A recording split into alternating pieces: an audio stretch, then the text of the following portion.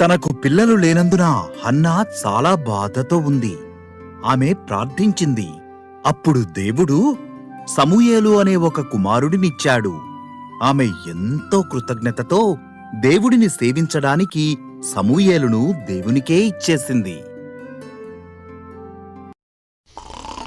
Hannah తన కుమారుడిని ప్రత్యక్ష గుడారములో యాజకుడైన ఏలీ దగ్గర విడిచిపెట్టింది.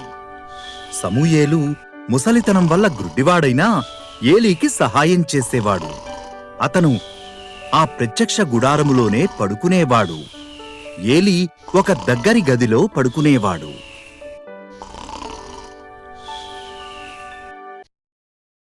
ఒక రాత్రి సమూయేలు ఎవరో తన పేరు పిలవడం విన్నాడు. అతను లేచి ఏలీ వద్దకు పరిగెత్తాడు. ఇక్కడే ఉన్నాను అన్నాడు. నేను నిన్ను పిలవలేదు, వెళ్ళి పడుకో అని ఏలీ గొణిగాడు. సమూయేలు వెళ్ళి పడుకున్నాడు. అతను మరలా తన పేరు విన్నాడు. సమూయేలు తిరిగి ఏలీ యొద్దకు పరిగెత్తాడు.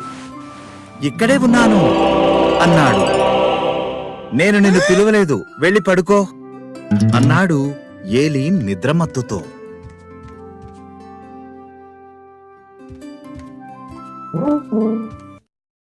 మూడవసారి సమూయేలు ఆ స్వరాన్ని విన్నప్పుడు దేవుడు నిన్ను పిలుస్తున్నాడు అని ఏలీ చెప్పాడు.